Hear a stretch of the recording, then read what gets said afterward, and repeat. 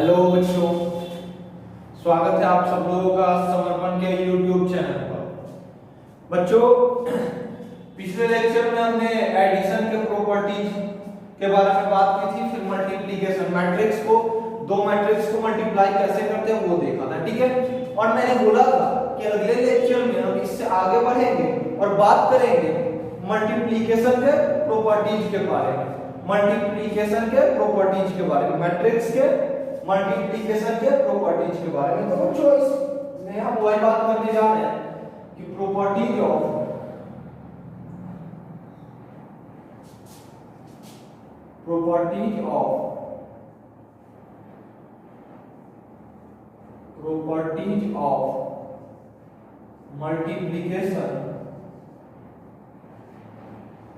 Multiplication of matrices. यहाँ पे हम बात करेंगे मल्टीप्लिकेशन की, मैट्रिक्स के मल्टीप्लिकेशन के प्रॉपर्टीज के बारे में, ठीक है बच्चों। तो हमारा सबसे पहला जो प्रॉपर्टी है, सबसे पहला प्रॉपर्टी कहता है multiplication, matrix multiplication, matrix multiplication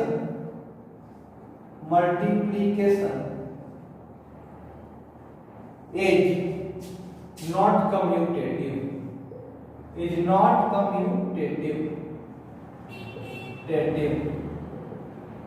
that is AB is not equals to BA, ठीक है बच्चों। देखिए सबसे पहला प्रॉपर्टी क्या कहता है कि मैट्रिक्स का जो मल्टीप्लिकेशन होता है वो कम्यूटेटिव नहीं होता है। मतलब अगर दो मैट्रिक्स है A और B, तो A और B को मल्टीप्लाई कीजिए और B और A को मल्टीप्लाई कीजिए, ठीक है, दोनों का दोनों इक्वल नहीं आएगा। सबसे पहली बात तो अगर A और B दो मैट्रिक्स है, ठीक है, और A और B को मल्टीप्लाई कर पाना पॉसिबल है, तो ये जरूरी नहीं है कि B और A को भी मल्टीप्लाई कर पाना पॉसिबल है, ठीक है बच्चों। ये जरूरी नहीं है कि B और A को भी मल्टीप्लाई कर पाना पॉसिबल है। समझ में आ रहा है?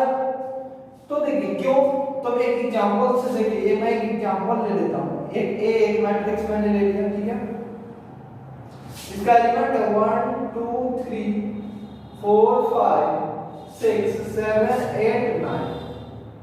एक मैंने मैट्रिक्स ले लिया 3 क्रॉस 3, ये मैट्रिक्स 3 क्रॉस 3 है। मैंने दूसरा मैट्रिक्स ले लिया B, ठीक है बच्चों, ये है 3 क्रॉस 3। मैंने दूसरा मैट्रिक्स ले लिया है 10 11 12 13 14 15 16 17 18 19 20 21 22 23 24 25, ठीक है बच्चों।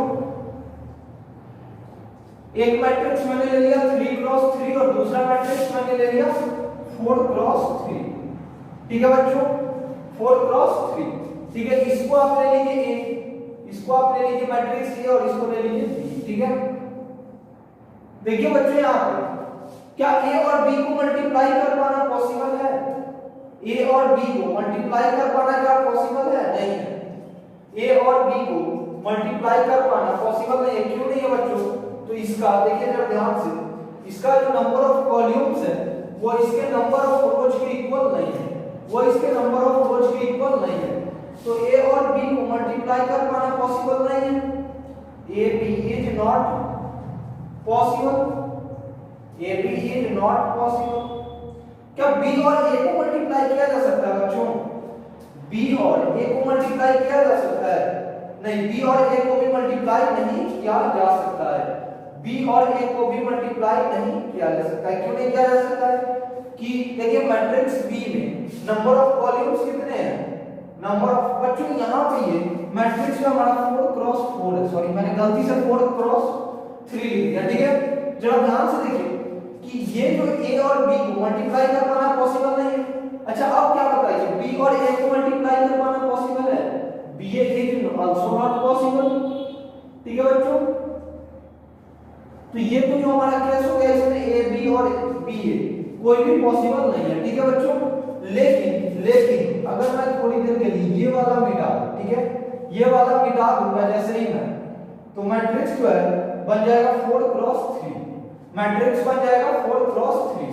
ठीक है बच्चों, अब आप जरा ध्यान से देखिए कि ए और बी को मल्टीप्लाई कर पाना पॉसिबल है, बिल्कुल है, क्योंकि देखिए यहां नंबर ऑफ कॉलम्स कितने हैं 3, यहां पे नंबर ऑफ कॉलम्स कितने हैं 1 2 और 3 है ना, और यहां पे नंबर ऑफ रोज कितने हैं 1 2 3, तो इसके नंबर ऑफ कॉलम्स और इसके नंबर ऑफ रोज इक्वल है, तो इसका मतलब ए और बी को मल्टीप्लाई कर पाना पॉसिबल है ना, अरे बोलो यार, ए और बी को मल्टीप्लाई कर पाना पॉसिबल है ना, बिल्कुल है, लेकिन यहां पे देखो ए बी इज पॉसिबल, अब देखिए, लेकिन जरा ध्यान से देखिए क्या बी और ए को मल्टीप्लाई कर पाना पॉसिबल है, ए और बी, क्या बी और ए को मल्टीप्लाई कर पाना पॉसिबल है, नहीं है, क्योंकि देखिए इसका नंबर ऑफ कॉलम कितना है, इसका नंबर ऑफ कॉलम है 3 और इसका नंबर ऑफ रोज 4, तो देखिए बी और ए को यहां पे पॉसिबल नहीं है, तो यहां भी B A is not possible. तो पहली बात तो बच्चों, अगर ए और बी को आप मल्टीप्लाई कर पा रहे हैं तो बी और ए मल्टीप्लाई हो जरूरी नहीं है, ठीक है। अब देखिए, अब इससे आगे हम बढ़ते हैं, तो A B is not equals to B A जो लिखा हुआ है, तो पहली बात तो हर बार पॉसिबल है कि ए बी और बी ए को मल्टीप्लाई कर पाना, ठीक है, तो A B not equals to B A, यहां से तो दिख रहा है कि हां ए बी बी ए के इक्वल नहीं होगा, लेकिन जिस केस में ए बी और बी ए दोनों मल्टीप्लाई कर पाना पॉसिबल है, क्या उस केस में भी ए बी और बी ए का वैल्यू अलग-अलग आ सकता है, बिल्कुल आ सकता है। यहां तक बच्चों आप देखिए, जैसे आप एक मैट्रिक्स ले लीजिए ए, ठीक है, क्या आ जाएगा 1 1 0 0, एक मैट्रिक्स मैंने ले लिया जिसका एलिमेंट है 1 1 0 0, दूसरा मैट्रिक्स मैंने ले लिया बच्चों जिसका एलिमेंट है 1 0 0 0, ठीक है। आप जरा ध्यान से तो देखो कि क्या ए और बी को मल्टीप्लाई कर पाना पॉसिबल है? कितना हो जाएगा, तो 1 0 0 0 हो जाएगा बच्चों। अब क्या देखें, बी और ए को भी मल्टीप्लाई कर पाना पॉसिबल है यहाँ पे, अगर बी और ए को भी मल्टीप्लाई करना पॉसिबल है तो जब बी और ए को मल्टीप्लाई करेंगे तो कितना आ जाएगा 1 1 0 0, ठीक है बच्चों, आप मल्टीप्लाई करके देख सकते हो, ठीक है, ए और बी को भी मल्टीप्लाई कर सकते हैं आप, और बी और ए को भी, ठीक है, और आप मल्टीप्लाई करके देखोगे तो ए बी इतना आएगा और बी इतना आएगा, ठीक है। तो देखिए इस केस में, पहली केस में क्या था कि ए बी हो रहा था मल्टीप्लाई, लेकिन बी और ए मल्टीप्लाई नहीं हो रहा था, तो वहां, अब इस केस में दोनों मल्टीप्लाई हो रहा है, लेकिन जरा ध्यान से देखिए दोनों का दोनों इक्वल नहीं आ रहा है, ठीक है, दोनों का दोनों इक्वल नहीं आ रहा है। तो देखिए ए बी और बी ए अगर पॉसिबल है, ए और बी को और बी और ए को दोनों को अगर मल्टीप्लाई कर पाना पॉसिबल भी है, उस केस में भी, तो बच्चों मैं क्या बोल रहा था कि ए बी और बी ए दोनों अगर मल्टीप्लाई कर पाना पॉसिबल है, ठीक है, मैं समझा रहा था तभी वीडियो किसी कारण से रुक गया था, तो इसलिए यहीं तक मैं रुक गया था, और मैं बता रहा था कि ए बी और बी ए, ठीक है, दोनों को मल्टीप्लाई कर पाना पॉसिबल भी है, उस केस में भी जरूरी नहीं है कि ए बी और बी ए इक्वल है, यहां पे इक्वल नहीं आ रहा है, ठीक है ना, तो हम ये चीज बोल सकते हैं कि matrix multiplication is not commutative, क्यों, क्योंकि जब दोनों को ए बी और बी ए को मल्टीप्लाई कर पाना पॉसिबल भी है, उसमें भी वहां भी हर केस में ए बी और बी ए इक्वल नहीं आता, किसी केस में आ सकता है ए बी और बी ए इक्वल, ऐसा नहीं है कि कभी नहीं आएगा, लेकिन हमेशा नहीं आएगा, और हमेशा नहीं आएगा तो मैं ये बोल सकता हूं कि matrix multiplication is not commutative, matrix multiplication is not commutative, बोल सकता हूं ना बच्चों, matrix multiplication is not commutative, समझ में आ रहा है? अरे आ रहा है कि नहीं आ रहा है, तो इसको नोट कर लो, ठीक है, कि चलिए फिर हम दूसरे प्रॉपर्टी पे मूव करते हैं, इसको जल्दी से नोट कीजिए।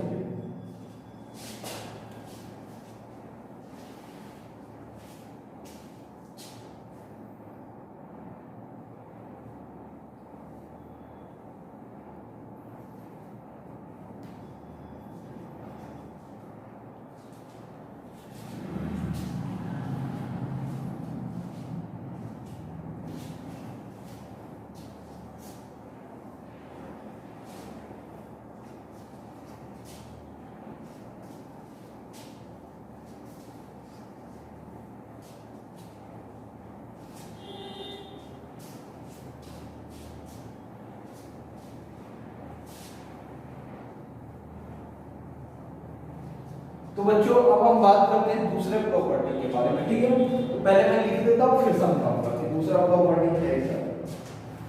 दूसरा प्रॉपर्टी कहता है कि if AB is equals to 0, this not implies A is equal to 0 और B is equal to 0, ठीक है? A is equal to 0 और B is equal to 0।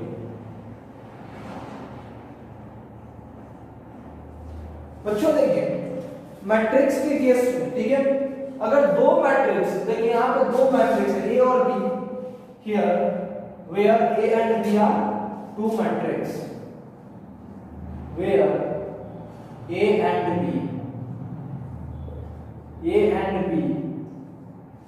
are two different matrices,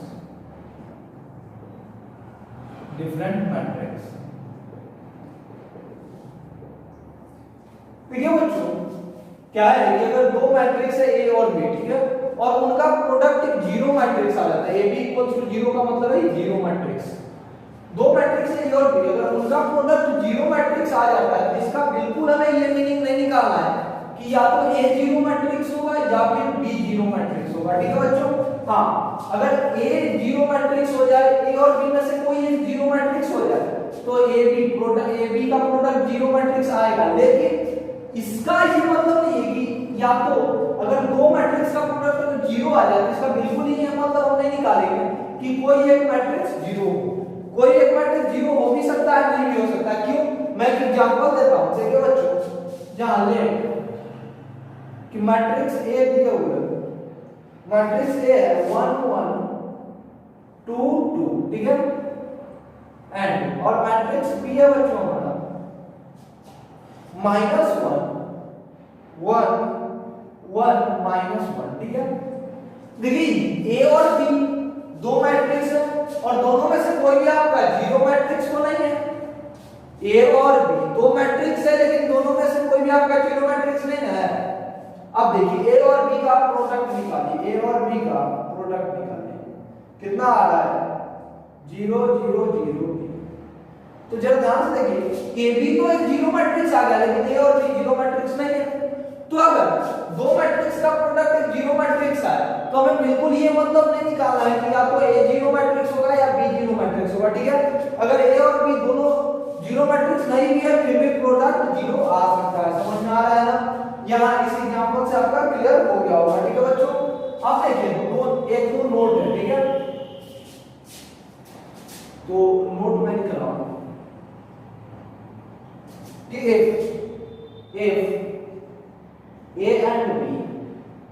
if A and B are two non-zero matrices,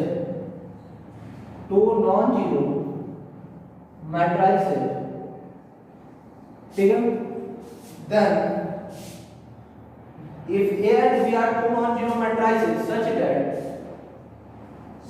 that AB is equals to 0, then A and B are called divisors. A and B are called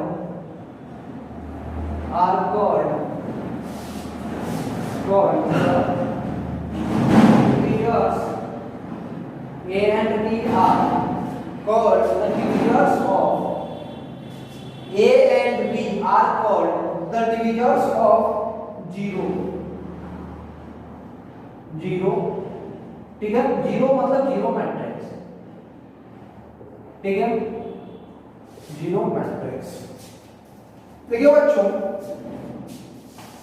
एक note है जो कि क्या कह रहा है कि A and B, अगर A और B दो नॉन जीरो मैट्रिक्स हो, ठीक है, और इस तरह से हो कि दोनों का प्रोडक्ट एक जीरो मैट्रिक्स आ जाए, तो हम लोग उस A और B को बोलेंगे कि ये जीरो मैट्रिक्स का डिवीजर है, ये जीरो मैट्रिक्स का डिवीजर है। देखिए बच्चों, जैसे एक मैट्रिक्स मैंने A लिया, दूसरा मैट्रिक्स मैंने B लिया, ठीक है, और जब मैंने A B का प्रोडक्ट निकाला तो A B कितना आ गया? जीरो मैट्रिक्स आया ना बच्चों। यानी कि हम इसको इस तरह से लिख सकते हैं, इस A B को इस तरह से भी हम लिख सकते हैं 1 1 2 2 into -1 लिख सकते हैं। तो देखिए बच्चों, जीरो मैट्रिक्स को मैंने दो नॉन जीरो मैट्रिक्स के प्रोडक्ट के फॉर्म में लिख दिया। अच्छा अब देखिए, ये जो दोनों का दोनों जो ये जो प्रोडक्ट है, ये जो जीरो मैट्रिक्स जो मैंने इस प्रोडक्ट के फॉर्म में लिखा है, जरा ध्यान से देखिए, जरा ध्यान से देखिए। आपको क्या ये इन दोनों मैट्रिक्स से टोटली डिविजिबल नहीं लग रहा है? देखिए, तो अगर इस मैट्रिक्स को ए से डिवाइड कीजिएगा तो ये जो है जीरो मैट्रिक्स टोटली डिविजिबल नहीं हो जाएगा, ये वाला कैंसिल आउट हो जाएगा और ये बच जाएगा। अच्छा, या फिर आप बी से ही जब इस मैट्रिक्स को डिवाइड कीजिएगा इसको, तो क्या ये वाला कैंसिल आउट हो गया, ये बच जाएगा, यानी कि ए और बी दोनों से टोटली डिविजिबल है। तो देखिए यहाँ पे ए बी जो है प्रोडक्ट एक जीरो मैट्रिक्स आ रहा है जो कि इन दोनों मैट्रिक्स ए और बी से टोटली डिविजिबल है। ठीक है, तो हम लोग यहाँ पे क्या बोलेंगे कि A and B are the divisors of this zero matrix. वही चीज यहाँ बोला गया कि A and B are non zero matrices such that AB equals to 0, then A and B are called divisors of zero matrix। ठीक है बच्चों, कि अगर A और B दो मैट्रिक्स और उनका प्रोडक्ट जीरो आ जाता है तो AB को A और B को हम लोग क्या बोलेंगे कि ये जीरो मैट्रिक्स का डिवीजर है, कि ये जीरो मैट्रिक्स का डिवीजर है। समझ में आ रहा है? क्या बोलेंगे कि अगर A और B दो नॉन जीरो मैट्रिक्स है, ठीक है, और उनका प्रोडक्ट आ जाता है जीरो मैट्रिक्स, तो हम लोग क्या बोलेंगे कि A और B इस जीरो मैट्रिक्स का डिवीजर है। ए और बी जीरो मैट्रिक्स का डिवीजर है। ठीक है, अब देखिएगा बच्चों, ठीक है, अब देखिए अगला जो नोट है वो क्या कह रहा है। अगला नोट आपका कह रहा है if A and B are two matrices, if A and B are two matrices such that if A and B are two matrices such that पहला AB is equals to BA, then A and B are said to be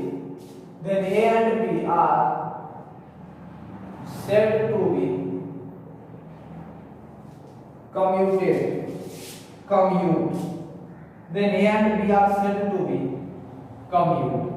दूसरा, if AB equals to minus BA, then A and B are said to be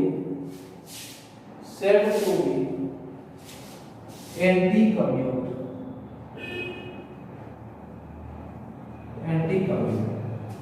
देखिए बच्चों, अगर ए और B दो matrix है, मैंने थोड़ी देर पहले क्या बोला था कि ए बी और बी है हमेशा तो इक्वल नहीं होगा, लेकिन कभी कभी हो सकता है। ठीक है, तो ए और बी अगर दो मैट्रिक्स है, ठीक है, और जिस केस में ए बी बी ए के इक्वल आ जाता है, ठीक है, ए और बी दो मैट्रिक्स है और इस तरह से कि ए बी बी ए के इक्वल आ जा रहा है, तो हम लोग बोलेंगे ए और बी एक दूसरे का कम्यूट कहलाएगा। A and B are said to be commute. मैंने थोड़ी देर पहले ही बोला था कि कभी कभी आ सकता, और जिस केस में ए बी बी ए के इक्वल आएगा उस केस में हम लोग बोलेंगे A and B are said to be commute. A और बी को बोलेंगे कम्यूट। ठीक है, और वही अगर ए बी जो है बी ए के नेगेटिव टाइम्स आ जाए, ए बी का प्रोडक्ट बी ए के प्रोडक्ट के नेगेटिव टाइम्स आ रहा है, तो हम लोग बोलेंगे A and B are said to be anti commute. A और बी को क्या बोलेंगे? Anti commute. अगर ए बी बी ए के इक्वल आ जाए तो ए और बी को कम्यूट बोलेंगे, अगर माइनस बी ए के इक्वल आ जाए तो एंटी कम्यूट। ठीक है, आप इसको अच्छे से आपको नोट कीजिए, फिर हम अगले प्रॉपर्टी को मूव करते हैं।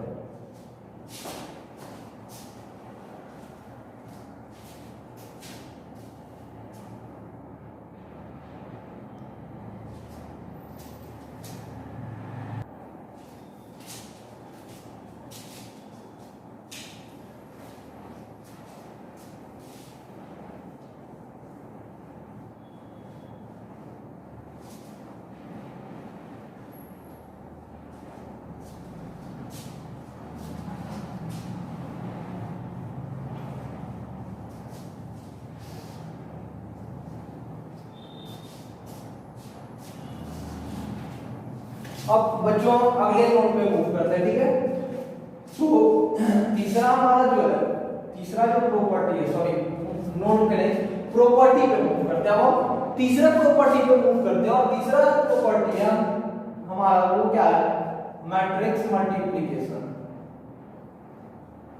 Matrix multiplication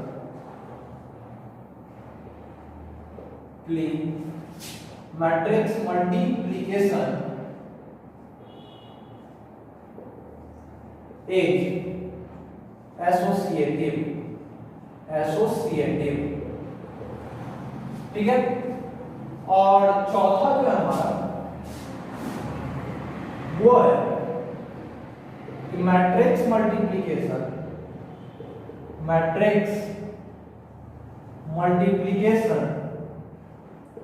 is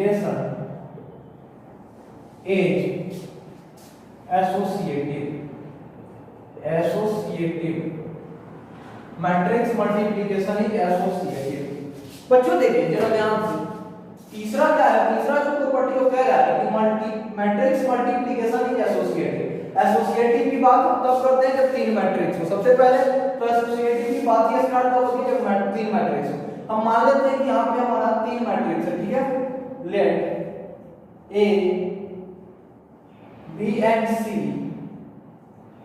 are three distinct matrices. Three distinct matrices. देखिए बच्चों, ए बी और सी हमारे पास तीन अलग अलग मैट्रिक्स है, ठीक है। तो मैट्रिक्स मल्टीप्लिकेशन या एसोसिएटिव बोलने का क्या मतलब है कि अगर A B into C is equals to A into B C, यानी कि ए और बी को मल्टीप्लाई करके आप फिर सी से मल्टीप्लाई कीजिए, या फिर बी और सी को मल्टीप्लाई करके फिर ए से मल्टीप्लाई कीजिए, दोनों इक्वल आएगा, ठीक है। तो हाँ आएगा, बिल्कुल आएगा, ठीक है। ये एसोसिएटिव होगा मैट्रिक्स का मल्टीप्लिकेशन, लेकिन एसोसिएटिव तब होगा, लेकिन ये चीज तब होगा जब ए और बी का आपस में मल्टीप्लिकेशन पॉसिबल हो, और फिर इस ए बी का सी से भी मल्टीप्लिकेशन पॉसिबल हो, साथ ही इस बी और सी का मल्टीप्लिकेशन पॉसिबल हो, फिर इस बी और सी का ए से भी बीसी का ए से मल्टीप्लिकेशन पॉसिबल हो, ठीक है। मैट्रिक्स मल्टीप्लिकेशन एसोसिएटिव होगा, ये इक्वेशन होल्ड करेगा, लेकिन कब होल्ड करेगा कि तब जब इनके आपस के बीच का मल्टीप्लिकेशन पॉसिबल हो। ये कब, ये इक्वालिटी का होल्ड करेगा जब इनके आपस के बीच का मल्टीप्लिकेशन पॉसिबल हो, ठीक है बच्चों। अच्छा अब है कि a प्लस बी इंटू सी, ठीक है, ये चीज खत्म हुआ। अब हम चौथे पे आते हैं। a plus B into C equals to A B plus A C and a plus C into B is equals to A B plus B. देखिए बच्चों यहाँ पे क्या है, हम लोग ये बोल रहे हैं कि एसोसिएटिव यहाँ गलती से लिखा गया है मैट्रिक्स मल्टीप्लिकेशन इज डिस्ट्रीब्यूटिव।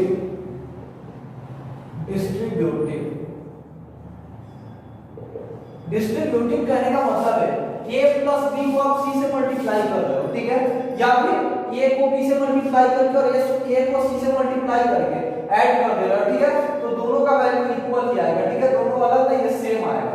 और साथ ही a plus c into b ab plus bc के इक्वल आ जाएगा, ठीक है। क्या बोल रहा है, मैट्रिक्स मल्टीप्लिकेशन डिस्ट्रीब्यूटिव होता है। अगर a plus b into c लिखा हुआ है तो इसको हम इसके इक्वल भी बोल सकते हैं, यानी कि a और b को ऐड करके फिर उसका c से मल्टीप्लाई कीजिए, या फिर a और b को मल्टीप्लाई करके a और c को मल्टीप्लाई करके दोनों को ऐड कर दीजिए, ठीक है। सब जो रिजल्ट आएगा और पहले वाला रिजल्ट दोनों का दोनों वैल्यू सेम होगा, ठीक है। या फिर सेकंड केस में a और c को ऐड करके फिर b से मल्टीप्लाई कीजिए, या फिर a और b को मल्टीप्लाई कीजिए, b और c को मल्टीप्लाई कीजिए, फिर दोनों को ऐड कर दीजिए, दोनों केस में वैल्यू सेम आएगा, ठीक है। तो इसीलिए बोला गया कि मैट्रिक्स मल्टीप्लिकेशन इज डिस्ट्रीब्यूटिव। देखिए डिस्ट्रीब्यूट हो जा रहा है, a plus b into C A B plus A C के बराबर आ जाए, लेकिन हाँ ये डिस्ट्रीब्यूटिव कब होगा, जब आपस का मल्टीप्लिकेशन पॉसिबल हो। a plus b into C A B plus A C के इक्वल तब होगा जब a और b का मल्टीप्लिकेशन पॉसिबल हो, साथ ही a और c का। वही केस इसमें भी अप्लाई करेंगे, जब a b का और b c का मल्टीप्लिकेशन पॉसिबल होना चाहिए, तब ये इक्वालिटी होल्ड करेंगे। समझ में आता क्या? जब आ रहा है समझ में तो इसको अच्छे से नोट कीजिए, ठीक है। फिर हम आगे बढ़ते हैं।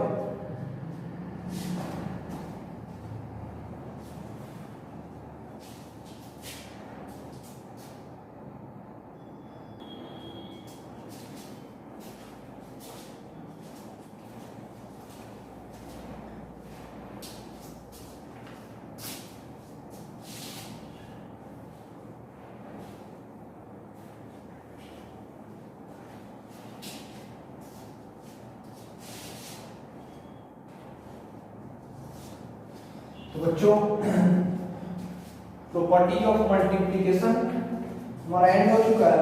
हाँ, आप लोगों को मॉड्यूल मिल चुका है, ठीक है।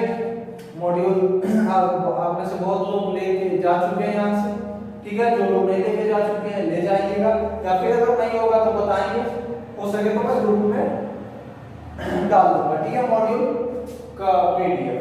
लेकिन बच्चों आपका होमवर्क रहेगा इलस्ट्रेशन नंबर 8, एग्जांपल दिए हुए इलस्ट्रेशन नंबर 8 एक एग्जांपल दिए हुए, ठीक है। देखिए मैट्रिक्स बड़ा आसान चैप्टर है, इसीलिए मैं इसमें क्वेश्चंस आपको डायरेक्ट होमवर्क दे दे रहा हूं, क्लास में करवाने रहा हूं, ठीक है।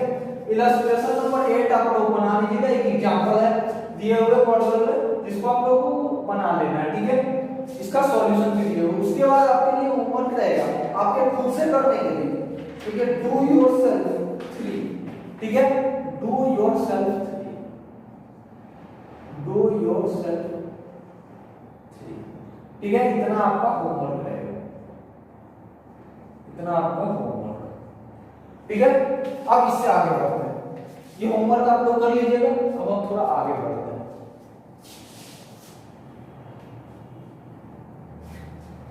अब हम लोग बात करेंगे एक स्क्वायर मैट्रिक्स के पॉजिटिव इंटीग्रल पावर के बारे में, ठीक है। तो हेडिंग डालिए, हेडिंग डालिए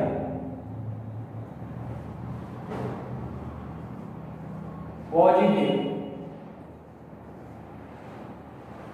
integral power, positive integral power of a square matrix, positive integral power of a square matrix, ठीक है। अब हम लोग बात करेंगे एक स्क्वायर मैट्रिक्स के पॉजिटिव इंटीग्रल पावर के बारे में। तो ठीक है, लिखिए लिखिए let A be a matrix, let A be a square matrix, square matrix, matrix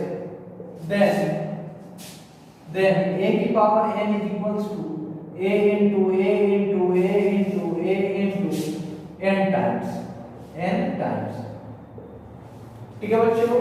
देखिए समझिएगा कि अगर a कोई स्क्वायर मैट्रिक्स है तो फिर हम a की पावर n को n टाइम्स a का प्रोडक्ट लिख सकते हैं, ठीक है।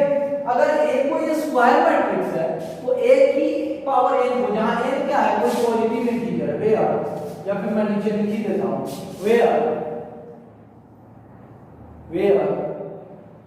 n भी है पॉजिटिव इंटीजर, वेयर n भी है पॉजिटिव इंटीजर, ठीक है। देखिए बच्चों अगर a की पावर n है और ठीक है, और a एक स्क्वायर मैट्रिक्स है, तो हम a की पावर n को a into a times a का प्रोडक्ट लिख सकता हूं, ठीक है। अब सोचिए कि ठीक है, अगर a स्क्वायर मैट्रिक्स नहीं हुआ तो फिर हम क्यों नहीं लिखेंगे। a की power n is not equals to a into so on up to n times in case a not be a square matrix, a not be a square matrix, ठीक है। अगर a स्क्वायर मैट्रिक्स नहीं है तो हम a की power n को हम a into मतलब n टाइम्स नहीं लिख सकते। अब क्यों नहीं लिख सकते हैं तो समझिए बच्चों, ठीक है। देखिए अगर a एक स्क्वायर मैट्रिक्स है, ठीक है, मान लेते हैं एक 2 क्रॉस 2 मैट्रिक्स में ले रहा हूं 2 2 2 2, ठीक है। देखिए तो a को जब a से मल्टीप्लाई कर पाए और ठीक है अगला, तो फिर a को एक बार लिख दीजिए कि 2 2 2 2। देखिए बच्चों यहां पे a को a से मल्टीप्लाई कर सकते हैं, ठीक है। इसको आप दो अलग-अलग मैट्रिक्स मानिए थोड़ी देर के लिए, ठीक है। इसको a को a से मल्टीप्लाई करने के लिए आप थोड़ी देर इन दोनों को अलग-अलग मैट्रिक्स मान के चलिए और देखिए कि इसका नंबर ऑफ कॉलम इसके नंबर ऑफ रोज के इक्वल है, ठीक है। तो a और a को मल्टीप्लाई किया जा सकता है। देखिए a 2 2 2 2 a 2 2 2 2 है ना, लिखा हुआ। देखिए यहां नंबर ऑफ रोज, यहां का नंबर ऑफ कॉलम इसके नंबर ऑफ रोज के इक्वल है, तो a और a को तो इन दोनों को मल्टीप्लाई कर पाएंगे, फिर इसका जो रिजल्टेंट मैट्रिक्स आएगा ए स्क्वायर वो भी एक 2 क्रॉस 2 मैट्रिक्स आएगा, ठीक है, वो भी एक 2 क्रॉस 2 मैट्रिक्स आएगा। कितना आ जाएगा, तो 2 into 2 4 plus 4 8 comma 2 into 2 plus 2 2 into 2 यानी कि 8 फिर 8 कॉमा 8, ठीक है बच्चों। तो देख सकते हैं आप यहां से कि a स्क्वायर भी एक 2 क्रॉस 2 मैट्रिक्स आया, ठीक है।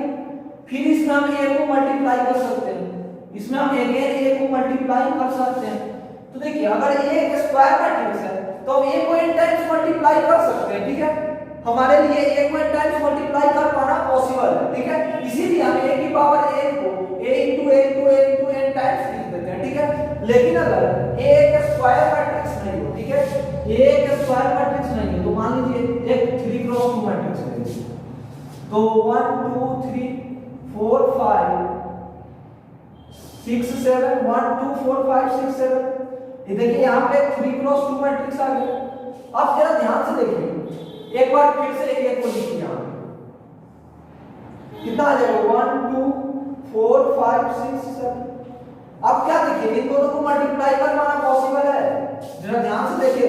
अब क्या ये और a को मल्टीप्लाई कर पाना पॉसिबल है, नहीं है। क्यों, यहाँ नंबर ऑफ कॉलम्स कितने हैं 2, यहाँ नंबर ऑफ रोज कितने हैं 3, तो number of columns of prefactor is not the equals to number of rows of post factor, ठीक है। ये कंडीशन ही सेटिस्फाई नहीं हो रहा है, मल्टीप्लिकेशन का जो कंडीशन था वो सेटिस्फाई नहीं हो रहा है, तो इस केस में हम a को ऐसे मल्टीप्लाई नहीं कर पाएंगे, समझ में आ रहा है। तो इसीलिए अगर a एक स्क्वायर मैट्रिक्स नहीं है तो a की पावर a को a into a into a n times नहीं लिख सकते हैं, ठीक है। क्यों, क्योंकि a और a को मल्टीप्लाई कर पाना पॉसिबल ही नहीं है, इनका आपस में मल्टीप्लिकेशन पॉसिबल ही नहीं है। अगर ये एक स्क्वायर मैट्रिक्स नहीं है तो ये तभी आपस में मल्टीप्लाई हो पाएंगे जब ये एक स्क्वायर मैट्रिक्स होंगे, ठीक है। इसीलिए ये जो रूल, ये जो लिखा हुआ है एक्सप्रेशन, ये सिर्फ स्क्वायर मैट्रिक्स के लिए ही सेटिस्फाइड है, ठीक है बच्चों। इसको नोट कीजिए, फिर हम आगे मूव करते हैं।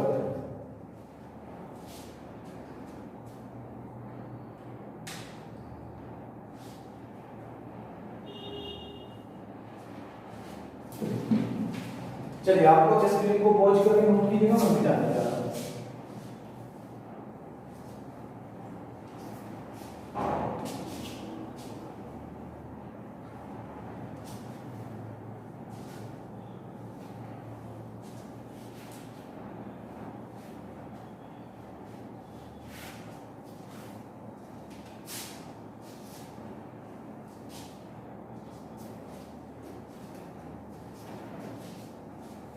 अब देखिए कुछ नोट लिखते हैं, इस पे कुछ नोट है, इसके बारे में हम एक एक करके बातें कर लेते हैं, ठीक है। नोट, सबसे पहला नोट है कि a की पावर m into a की power n is equals to a की पावर m plus n, ठीक है। दूसरा जो हमारा नोट है वो है a की पावर m की power n is equals to a की पावर m n, ठीक है। वेयर दोनों के लिए वेयर m n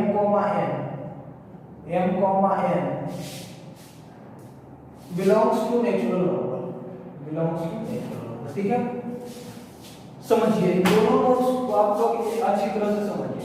अगर a की पावर n, जहां a कोई स्क्वायर मैट्रिक्स है, हां, where m n belongs to a and a be a square matrix and a be a square matrix,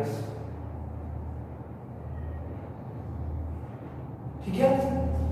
तो देखिए बच्चों आप लोग जरा ध्यान से देखिए, a की power n m into a की पावर n को लिखा गया है a की power n plus n। Algebra के लिए मतलब नंबर्स के लिए तो ये चीज सेटिस्फाइड है, लेकिन क्या ये मैट्रिक्स के लिए है, देख लेते हैं। a की पावर n का क्या मतलब हुआ, एक स्क्वायर मैट्रिक्स है जिसको m टाइम्स लिखा गया है, जिसको m टाइम्स लिखा गया है, ठीक है। अच्छा, और इनटू a की पावर n का क्या मतलब होगा, एक स्क्वायर मैट्रिक्स ये है जिसको n टाइम्स लिखा गया है, जिसको क्या इनटू कितने टाइम्स n टाइम्स लिखा गया है, n टाइम्स लिखा गया है इसको, एक स्क्वायर मैट्रिक्स है, a की पावर n का क्या मीनिंग, a को m टाइम्स, अच्छा इनटू a की पावर n का मीनिंग हुआ कि a को n टाइम्स लिखा गया। तो अब देखिए जरा ध्यान से, m टाइम्स यहां लिखा गया, फिर n टाइम्स लिखा गया, यानी कि a को कितने टाइम्स लिखा गया बच्चों, a को कितने टाइम्स लिखा गया, तो a को total m plus n times लिखा गया, a को कितने टाइम्स लिखा गया है, total m plus n times, total कितने times, m plus n times. तो इसीलिए अब a को m प्लस n टाइम्स लिखा गया है, a को m प्लस n टाइम्स लिखा गया, तो हम इसको लिख सकते हैं a की पावर m प्लस n, क्योंकि a की पावर m प्लस n का मीनिंग ये हुआ कि a को m प्लस n टाइम्स लिखा गया। तो यहां से ये चीज प्रूफ हो चुका है कि a की पावर m into a की पावर n, a की पावर n प्लस n के इक्वल होता है, ठीक है। अब देखिए, अब जरा ध्यान से देखिए, यहां क्या लिखा हुआ है, a की पावर n की पावर है, यानी कि a की पावर n का पहले क्या मीनिंग हुआ कि a को कितने टाइम्स लिखा गया, a को कितने times, m times, a into a m times, और ये जो सेट है m टाइम्स का, ठीक है, ये जो m टाइम्स a लिखा गया है, ऐसे ऐसे टोटल कितने सेट है, ऐसे ऐसे n सेट है, a into a m times, फिर अगला a into a m times, फिर तो ऐसे टोटल कितनी बार a को m टाइम्स कितनी बार लिखा गया है, n बार, ठीक है। तो a को n बार लिखा गया और ऐसा ऐसा टोटल सेट कितना है n, यानी कि जरा ध्यान से देखिए, तो a को कितनी बार मल्टीप्लाई किया जा रहा है, a को जरा आप ध्यान से देखेंगे, एक में n टाइम्स है, फिर दूसरे में m टाइम्स, सॉरी पहले में m टाइम्स, फिर दूसरे में m टाइम्स, तो m प्लस m 2m, फिर तीसरे में m तो 3m, फिर चौथे में 4m, और इसी तरह से करते करते कितनी बार लिखा गया है, कितने सेट हैं, n सेट है। तो टोटल नंबर, तो a को कितनी बार टोटल लिखा गया होगा, nm टाइम्स ना, तो कितनी बार a को लिखा गया, a into a कितनी बार, nm टाइम्स। तो इसको हम डायरेक्टली लिख सकते हैं a की पावर nm, a की पावर nm, वही चीज यहाँ पे लिखा गया कि a की पावर n की power n equals to a की पावर n। समझ में आया? तो चलिए यहाँ तक नोट कीजिए, फिर हम आगे बढ़ते हैं, ठीक है।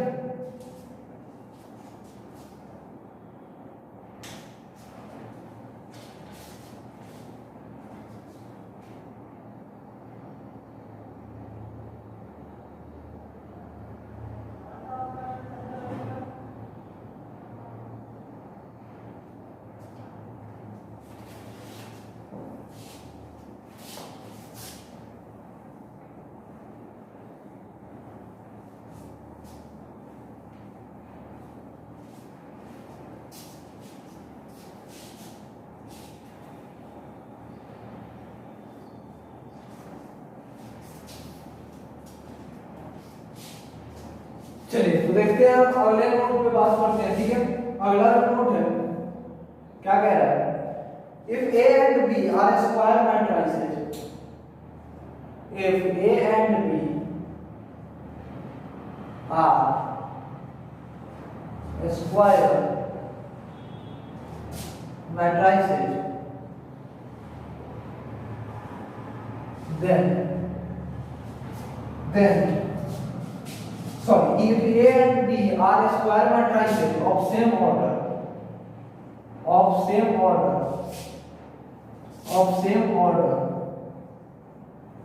such that AB equals to BA, then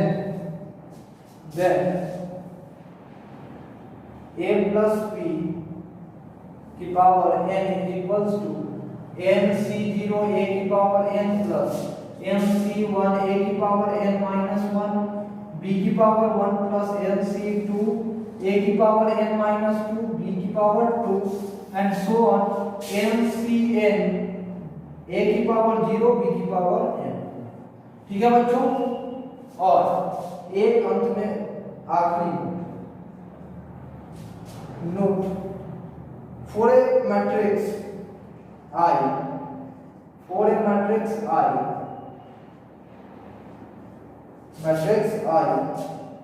sorry, for a unit matrix I, for a unit matrix I, I की power n is equals to I की power n is equals to I for all n belongs to n। I की power m कर दीजिए यहाँ पे, I की power m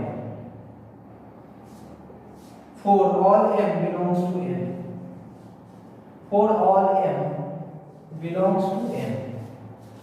चलिए अब बात करते हैं बच्चों, ये जो हमारा तीसरा जो नोट है वो कह रहा है कि A और B जो है वो दो स्क्वायर मैट्रिसेस हो जाए, ठीक है, सेम ऑर्डर में, और इस तरह से हो कि AB और B इक्वल आ जाए, तो हमारा ये वाला रिलेशन सेटिस्फाई होता है, ये वाला रिलेशन सेटिस्फाई होता है, ठीक है। A और B दो मैट्रिक्स हैं, ठीक है, दोनों सेम ऑर्डर का, और साथ ही इस तरह से है कि AB और B ये दोनों इक्वल है, ठीक है।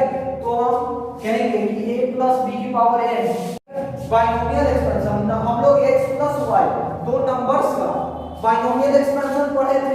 बाइनोमियल एक्सपेंशन ये वाला होगा था, ये चीज मैट्रिक्स के लिए भी सेटिस्फाई होता है कब, जब दोनों मैट्रिक्स का प्रोडक्ट a b और b है दोनों इक्वल आ जाए, ठीक है, और a b स्क्वायर मैट्रिक्स हो सेम ऑर्डर का, तो a प्लस b की पावर n mc0 a की power n plus mc a की पावर n माइनस 1 b की पावर 1 प्लस mc2 a की पावर n माइनस 2 b की power 2 plus so on up to lc n a की power 0 b की power n इसके इक्वल होता है।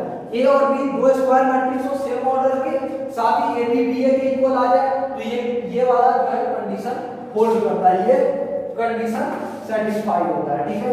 अच्छा अब देखिए अगला जो है, अगला नोट है वो कह रहा है कि अगर i को यूनिट मैट्रिक्स है, ठीक है, तो उसका हम कोई भी इंटीग्रल पावर लेंगे ना तो वो i के इक्वल ही आएगा, ठीक है।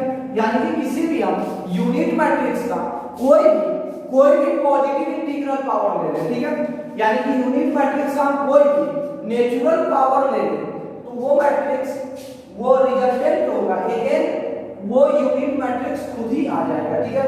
किसी भी यूनिट मैट्रिक्स का हम कोई भी नेचुरल पावर ले, ठीक है, रिजल्टेंट में कोई बदलाव नहीं होगा, वो अगेन रिजल्ट जो आएगा वो यूनिट मैट्रिक्स ही आएगा, ठीक है बच्चों। चलिए तो यहां तक आप नोट कीजिए बच्चों, और फिर डू योरसेल्फ 4, डू योरसेल्फ 4 ये भी आपका होमवर्क है, डू योरसेल्फ 4 ये भी आपका होमवर्क रहेगा, ठीक है बच्चों। Illustration number 8 do yourself 3 do yourself 4 आपका होमवर्क है, ठीक है। इस अगले क्लास में हम इससे आगे मूव करेंगे, ठीक है। अगले क्लास में हम स्क्वायर मैट्रिक्स के कुछ अलग अलग टाइप्स को देखेंगे, कुछ अलग तरीके के नए तरीके के स्क्वायर मैट्रिक्स को देखेंगे, ठीक है। तो यहां तक आप लोग नोट कर लीजिए, फिर इससे आगे हम अगले क्लास में बात करेंगे, ठीक है। उम्मीद कर रहा हूं कि आप लोग अच्छी तरह पढ़ाई कर रहे होंगे, ठीक है। Thank you very much.